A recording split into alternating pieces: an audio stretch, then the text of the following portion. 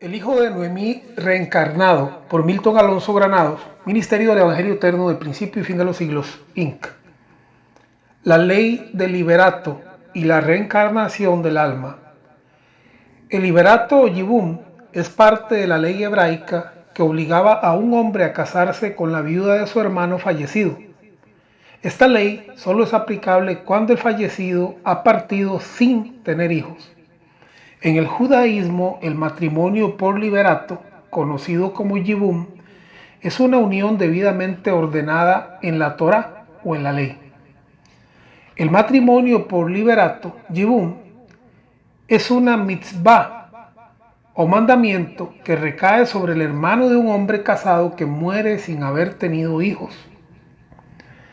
En Deuteronomio capítulo 25, verso 5 leemos: Cuando hermanos habitaren juntos y muriera alguno de ellos y no tuviere hijo, la mujer del muerto no se casará fuera con hombre extraño. Su cuñado se llegará a ella y la tomará por mujer y hará con ella parentesco. Y el primogénito que ella diere a luz sucederá en el nombre de su hermano muerto, para que el nombre de éste no sea borrado de Israel. En la ley del liberato, una mujer viuda que no ha tenido hijos obligatoriamente se debe casar con uno de los hermanos de su fallecido esposo. Esto se hace con el propósito de continuar con la línea sucesoria y la descendencia familiar.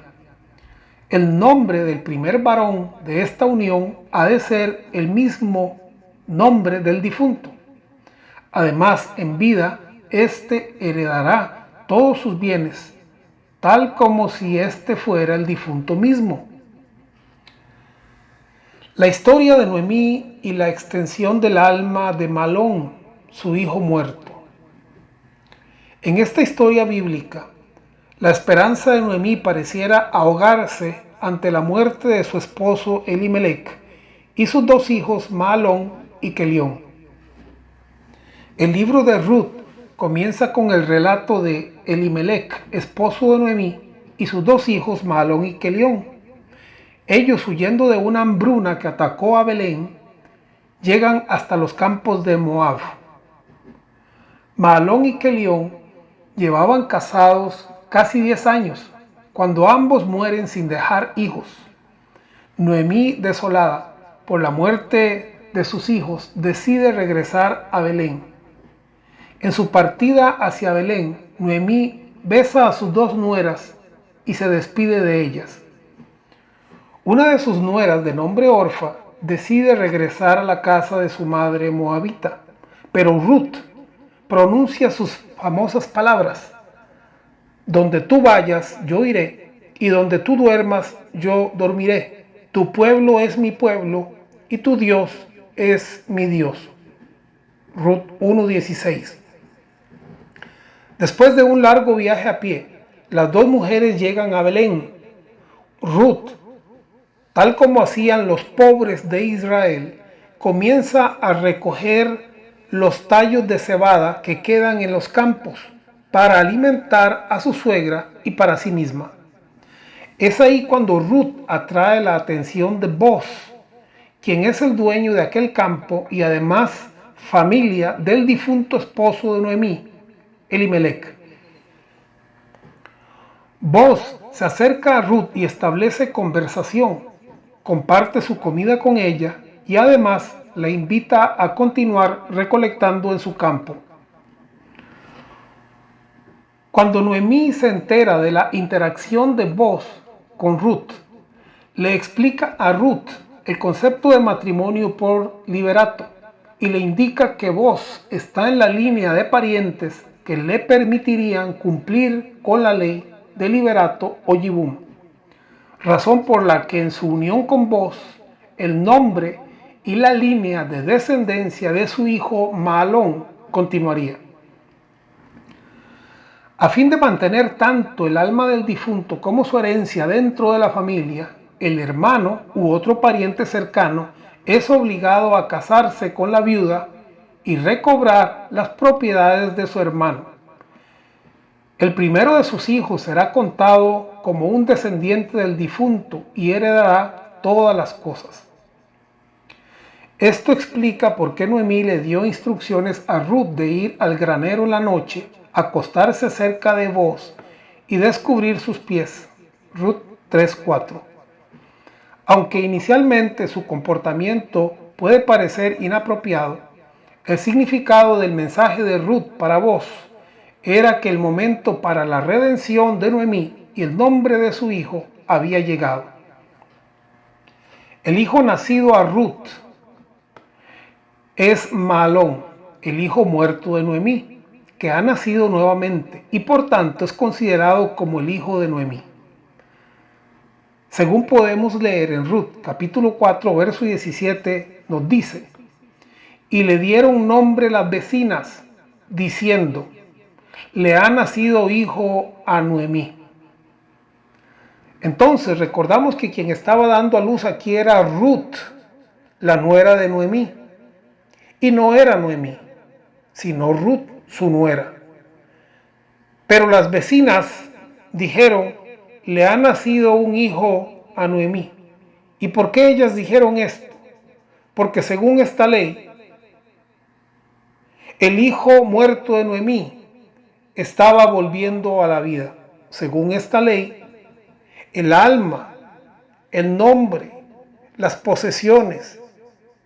O sea, que no solamente Noemí estaba cumpliendo con la ley al casar a su nuera con un pariente cercano, sino que Ruth estaba siendo utilizada como un vaso para cumplir el mandamiento del Señor y para que el alma de Mahlón y para que la herencia de Mahlón y para que el nombre de Mahlón dentro de la familia fuera restablecido. Es por esto entonces que en Ruth 4:17 se dice: y le dieron nombre las vecinas diciendo: le ha nacido un hijo a Noemí. Ciertamente este había sido hijo de Ruth y no de Noemí, pero el significado en cuanto a la redención de Noemí y la descendencia de Elimelech y de su hijo a través de este pariente de nombre Booz era enorme. A tal manera fue celebrado este acontecimiento que al niño se le califica como restaurador de tu alma. Ruth 4:15, el cual será restaurador de tu alma. Restaurador del hebreo shav, que significa regresar, volver al punto de partida. Según el diccionario bíblico W.E. Vine, la palabra hebrea shav aparece unas 1060 veces en hebreo bíblico y unas 8 veces en arameo bíblico. El significado básico del verbo es volver al punto de partida. Según dicen los maestros judíos que interpretan esta historia, la característica predominante de Ruth era la bondad. Esto la llevó a no considerar la posibilidad de casarse con un hombre más joven y adecuado, pero en su lugar eligió casarse con Booz, un hombre que la doblaba en edad.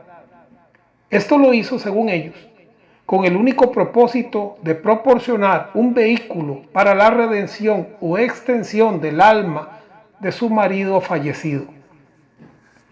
Ruth concibió en la noche de su matrimonio y cuando el bebé nació, los versos dicen que un hijo nació para Noemí. Así se confirma que el alma que Ruth trajo a este mundo era en efecto la reencarnación de Mahlón, quien a su vez estaba recibiendo la oportunidad para corregir su vida anterior. Los maestros judíos que creen haber encontrado las llaves para abrir los secretos del universo, al igual que las llaves de los misterios del alma, creen que el cuerpo humano es la suela del alma. Igual como una persona necesita zapatos para proteger sus pies mientras está parada en la suciedad y el barro, también el alma requiere un zapato para que la proteja durante su estancia en un mundo físico. Según los eruditos judíos, el alma de Mahlón, al no estar preparada para partir permanentemente, sería un alma que al encontrarse desnuda debía regresar para corregir el error cometido por su padre Elimelec. En tiempo de hambre, Elimelec, no confiando en su Dios, decidió abandonar la tierra de la promesa y recurrir a Moab para su supervivencia. Es importante recordar que para los judíos el alma es un árbol que se planta en un cuerpo y que este árbol o alma puede tener hasta 4 ramas que se extienden hasta la 4ª generación o más de ser necesario. Por ejemplo, cuando los discípulos vieron a un ciego de nacimiento, se preguntaban si éste habría nacido ciego a causa de algún pecado cometido por alguno de sus padres. Juan capítulo 9 verso 1 nos dice: al pasar Jesús vio a un hombre ciego de nacimiento y le preguntaron sus discípulos diciendo: Rabí, ¿quién pecó, este o sus padres, para que haya nacido ciego? Es muy importante tener presente que sería injusto pensar que un hijo pueda ser castigado por los pecados que éste no cometió. Claro está, a no ser que culturalmente se ha entendido que el alma del padre es la misma que está en el hijo y que éste en su vida anterior dejó actos malignos pendientes que la misericordia de Dios y su sabiduría para salvación le permite ahora compensar. No es de extrañar que los discípulos de Jesús vieran en este ciego de nacimiento la extensión, transmigración, poligénesis o continuación con propósito de salvación del alma del Padre en el Hijo. Este pudo muy bien ser el pensamiento en la mente de los discípulos, especialmente si tenemos en cuenta la forma de pensar y lo que hasta aquel entonces los judíos entendían por resurrección para vida o herencia de los justos, y la resurrección para ajuste de cuentas o condenación. La mujer que tuvo 7 esposos hermanos. Los saduceos aquí apelan a la yibum o ley de liberato. Los saduceos o sadiquitas creían que el alma no era inmortal. Tampoco creían en ángeles o en la resurrección. Su doctrina básicamente era de corte ateísta. Ellos, para tentar a Jesús, le hacen una pregunta que era común dentro del pensamiento judío. Los judíos, al creer en la resurrección o reaparición del alma en un nuevo cuerpo, se preguntaban sobre lo que pasaría con una mujer que bajo la ley de liberato o yibum había tenido 7 esposos. En su pregunta hipotética, y con la cual ellos contradecían a los fariseos, que sí creían en la resurrección física, decían: si esta mujer se casó 7 veces con 7 hermanos, en la resurrección pues, ¿de cuál de ellos será mujer? Ya que los 7 la tuvieron por mujer. Es aquí en donde Jesús y luego el apóstol Pablo enseñan la transformación, siendo esta una doctrina que va más allá de la carne y el reino material. Lucas capítulo 20, verso 27 nos dice: llegando entonces algunos de los saduceos, los cuales niegan haber resurrección, le preguntaron, diciendo: Maestro, Moisés nos escribió, si el hermano de alguno muriere teniendo mujer y no dejare hijos, que su hermano se case con ella y levante descendencia a su hermano. Hubo pues 7 hermanos, y el primero tomó esposa y murió sin hijos, y la tomó el segundo, el cual también murió sin hijos. La tomó el tercero, y así todos los 7, y murieron sin dejar descendencia. Finalmente murió también la mujer. En la resurrección, pues, ¿de cuál de ellos será mujer? Ya que los 7 la tuvieron por mujer. Es importante notar que Jesús marca una diferencia entre los hijos de este siglo y aquellos que son tomados por dignos de alcanzar aquel siglo y la resurrección. Evidentemente Jesús se refiere al siglo venidero y a la resurrección o transformación final de los hijos de Dios. Lucas capítulo 20 verso 34. Entonces respondiendo Jesús les dijo: los hijos de este siglo se casan y se dan en casamiento, mas los que fueren tenidos por dignos de alcanzar aquel siglo y la resurrección de entre los muertos, ni se casan ni se dan en casamiento, porque no pueden ya más morir, pues son iguales a los ángeles y son hijos de Dios al ser hijos de la resurrección. Para terminar de aclarar, Jesús les habla de la resurrección o transformación, tanto de los que son tenidos por dignos de alcanzar aquel siglo como los que no lo son. Jesús declara que Dios no es Dios de muertos, sino de vivos, razón por lo que queda claro que todo muerto pasa por el proceso de la resurrección, reaparición o transformación. Lucas 20:37. Pero en cuanto a que los muertos han de resucitar, aún Moisés lo enseñó en el pasaje de la zarza, cuando llama al Señor Dios de Abraham, Dios de Isaac y Dios de Jacob, porque Dios no es Dios de muertos, sino de vivos, pues para Él todos viven. De tal manera que no existe un muerto para Dios. Todas las almas viven. Unas son tenidas por dignas de alcanzar aquel siglo y la resurrección final, podríamos decir, o la transformación final de la cual habla el apóstol Pablo, y otros no. Pero no existe muerto, porque todos serán transformados. De tal manera que es muy, pero muy importante entender aquí que Jesús lo sacó del plano terrenal, carnal, humano y temporal, que era el conocimiento que ellos tenían hasta aquel entonces, y les habla de un siglo venidero, y les habla de un reino eterno, les habla de una gloria que ellos antes no conocían, porque como he dicho antes, para ellos el reino de Dios era solamente terrenal, era Israel que había sido llamada a estar sobre las naciones, y de eso se trataba, de que la gloria de Dios sobre Israel y ellos como hijos de la nación serían exaltados a través de la resurrección. Pero la resurrección en esta tierra. Jesús va más allá de la tierra y les habla de una gloria mayor. Esto es muy importante tenerlo en cuenta.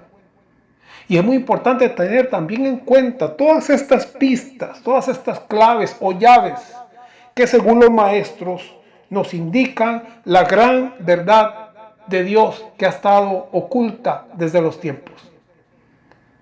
El significado de la resurrección, según el judaísmo, o la reencarnación o la reaparición, y el significado de la transformación final, según Jesús y según el apóstol Pablo.